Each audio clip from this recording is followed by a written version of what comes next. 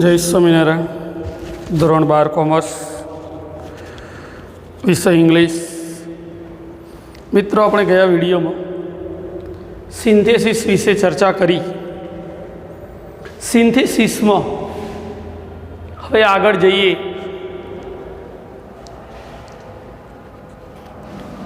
by using preposition. Number 3, by using preposition with a noun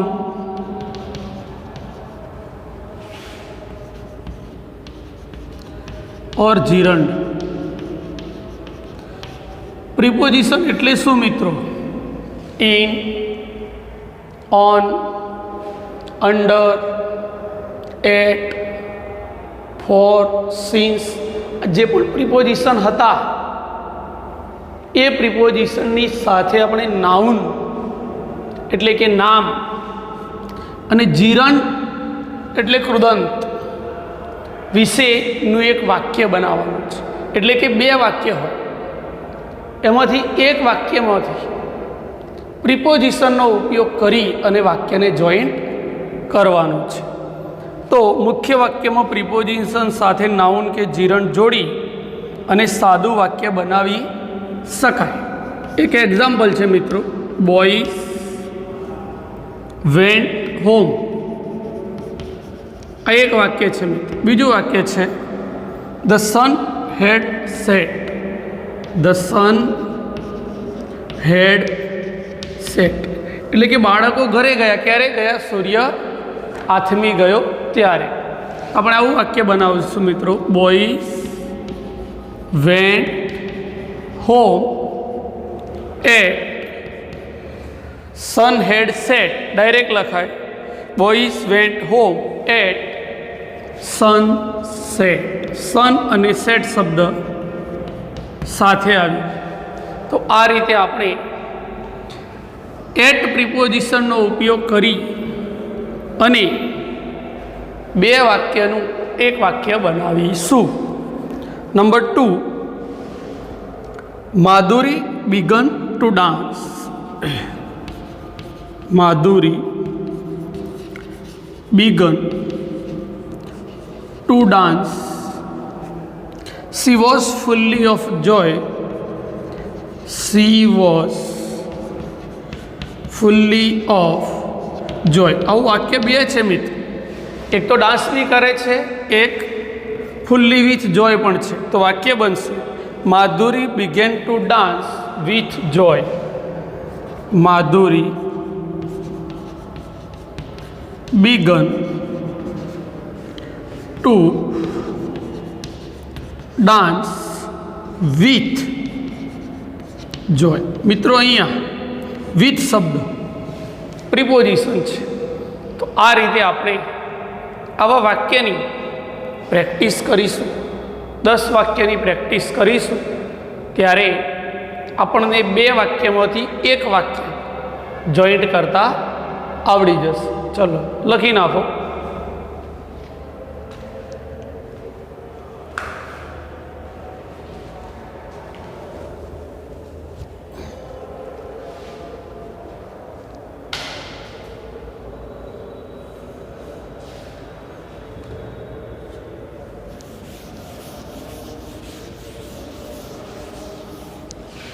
હવે મિત્રો આગળ જઈએ. By using a noun or phrase in opposition. Number 4, by using a noun. Noun એટલે નામ, ઓર phrase. Phrase એટલે શબ્દ સમૂહ. ઇન ઓપોઝિશન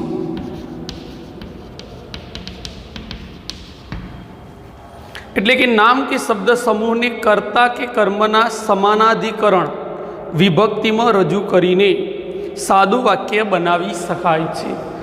નામ અથવા શબ્દ સમૂહને ભેગું કરવાનું છે, એટલે કે બે વાક્યનું એક વાક્ય કેવી રીતે કરવાનું છે. ચલો ચેક કરો, લખો.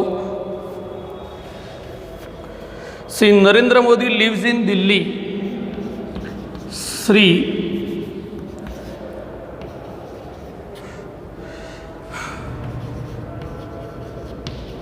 Narendra Modi lives in Delhi. He is the Prime Minister of India. He is the Prime Minister of India. તો આ રીતે મિત્રો આપણે બે વાક્યને એક વાક્યમાં કેવી રીતે જોઈન્ટ કરી શકાય. શ્રી નરેન્દ્ર મોદી, શ્રી નરેન્દ્ર મોદી પછી અલ્પ વિરામ, the prime minister of India, the prime minister of India, ફરી અલ્પ વિરામ, lives in Delhi.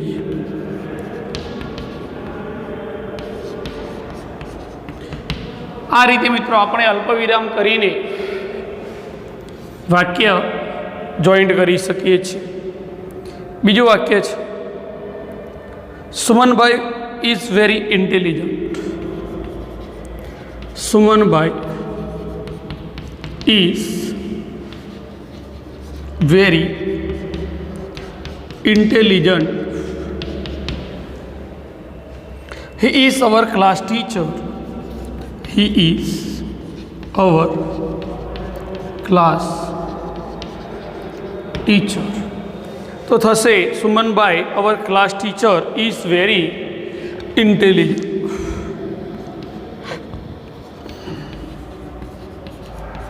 Sumanbhai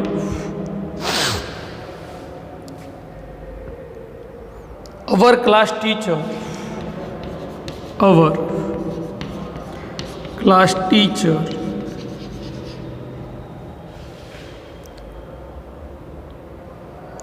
is very intelligent. Is very. તો મિત્રો અહીંયા જોઈ લો, સુમનભાઈ ઇઝ વેરી ઇન્ટેલિજન્ટ અલગ વાક્ય છે, he is our class teacher અલગ વાક્ય છે. એટલે અહીંયા એમનો પરિચય આપી દીધો, Sumanbhai our class teacher is very intelligent, અલ્પવિરામ મૂકી દીધું. એટલે કે જ્યારે વાક્ય જોઈન્ટ કરતા હોય ત્યારે મિત્રો અલ્પવિરામ મૂકીને પણ આપણે વાક્ય જોઈન્ટ કરી શકીએ છીએ. લખી નાખો.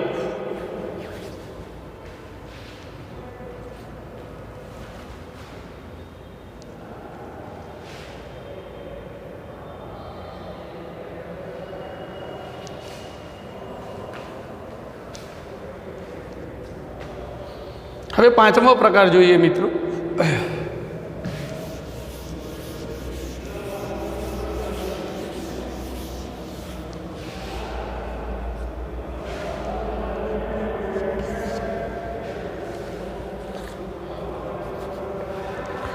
by using infinitive,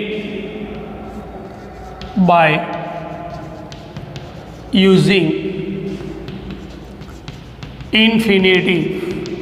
infinitive means to વાળું ક્રિયાપદ, જેને આપણે ઇન્ફિનિટિવ તરીકે ઓળખીએ છીએ.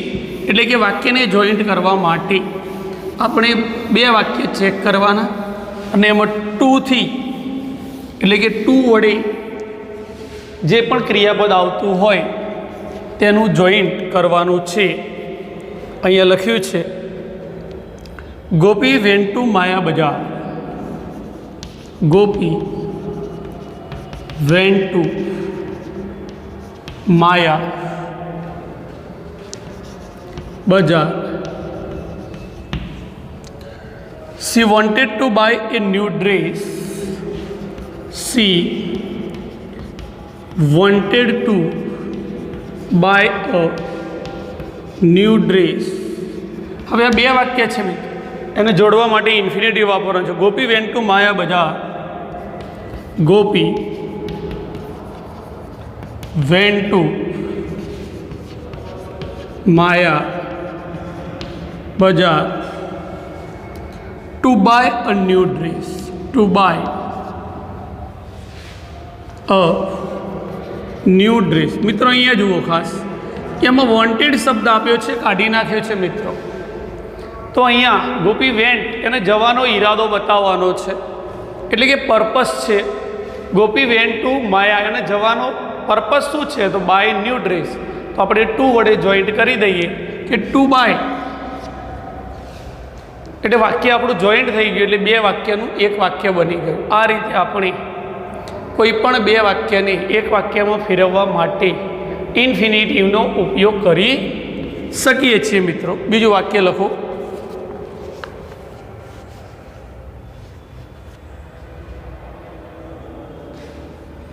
I have some bills. Bill એટલે કોઈ પણ પ્રકારના light bill, telephone bills. I must pay them. I must pay them. મારે એમને ચૂકવવા પડશે. આજે બિલ ચૂકવવા પડશે. I have some bill. I have some bills to pay. Direct શું આવશે મિત્રો? To pay. એટલે કે મસ્ટ શબ્દ નીકળી જશે, ધેમ નીકળી જશે. ડાયરેક્ટ ટુ પે વડે પણ વાક્ય જોઈન્ટ થઈ શકે. આ રીતે આપણે ઇન્ફિનિટિવનો ઉપયોગ કરી અને વાક્યને જોઈન્ટ કરી શકીએ. લખી નાખો.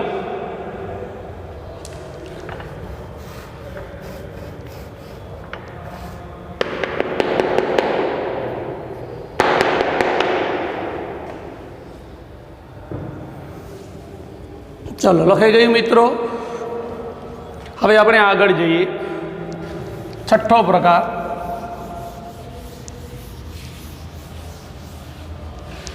છઠ્ઠો પ્રકાર છે મિત્રો by using participle. By using participle. Participle means ભૂતકૃદંત. એમાં ત્રણ શબ્દો લખ્યા છે: પ્રેઝન્ટ, પાસ્ટ અને perfect.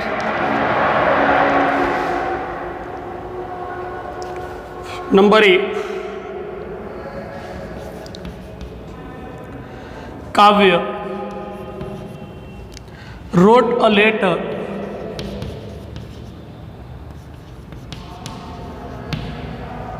she posted it soon.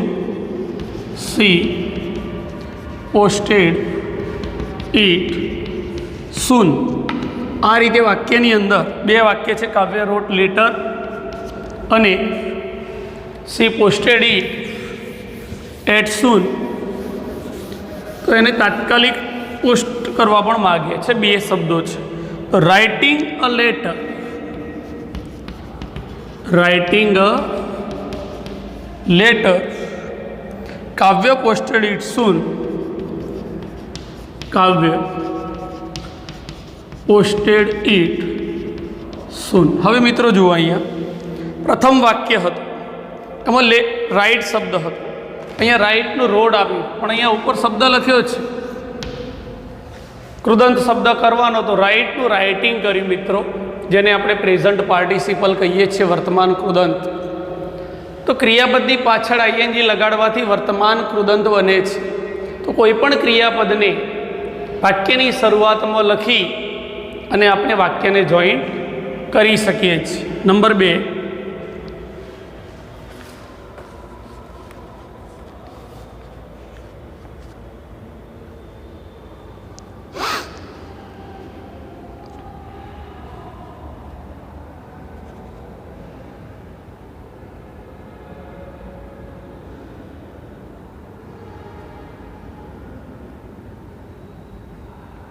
I saw a monkey.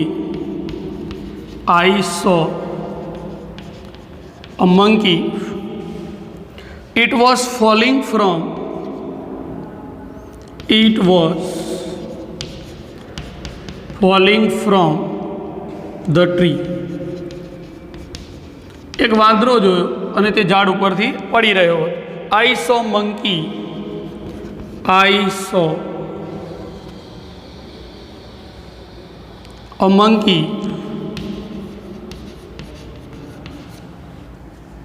falling from tree.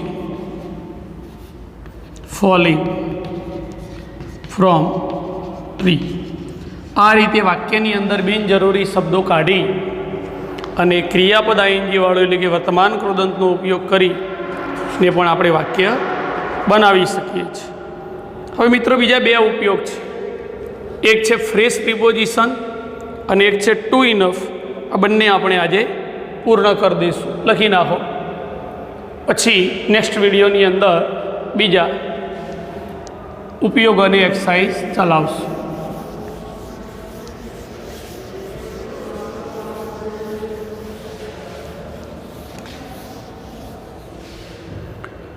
Two એક છે phrase preposition by using phrase preposition. Kanubhai is poor,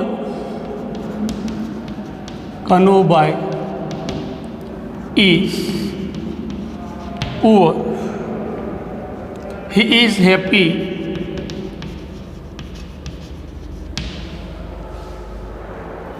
in spite of Kanubhai's poverty, in spite of Kanubhai's poverty,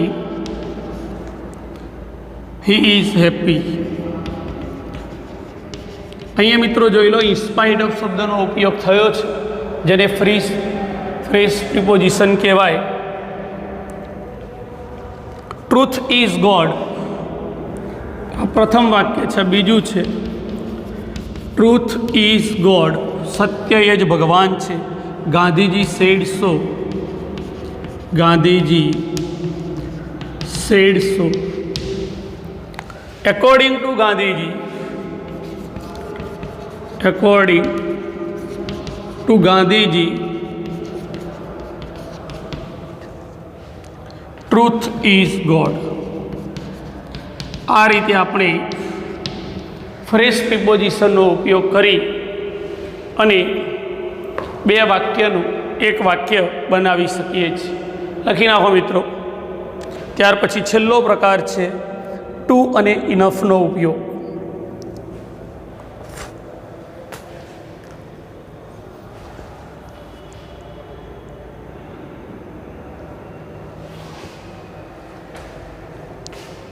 તો મિત્રો હવે આપણો video lengthy થાય છે, એટલે shortcut two અને ઇનફનો ઉપયોગ તમને શીખવાડીએ બાય યુઝિંગ TOO અને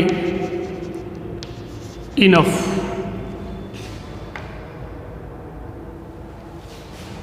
number 1,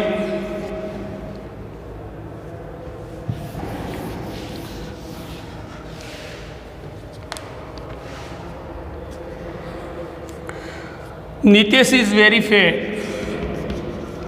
Nitesh is very fat, he cannot walk fast, he cannot walk fast। આ વાક્યની અંદર Nitesh is too, Nitesh is too fat to walk fast। Nitesh ચાલવા માટે પણ જાડો છે, એટલે કે ચાલી શકતો નથી। બીજું વાક્ય આપણે ઇનફનું લઈએ। T is hot, I can drink it,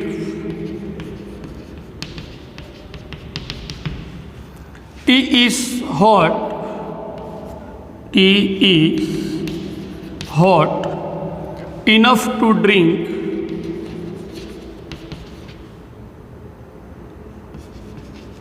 ચા પીવા માટે પણ ગરમ, પૂરતી ગરમ છે। ઇનફ એટલે પૂરતું। આ રીતે મિત્રો આપણે સિન્થેસિસમાં આગળના વિડીયોમાં આપણે કમ્પાઉન્ડ સેન્ટેન્સ વિશે ચર્ચા કરીશું। ત્યાં સુધી રજા લઈએ। જય સ્વામિનારાયણ।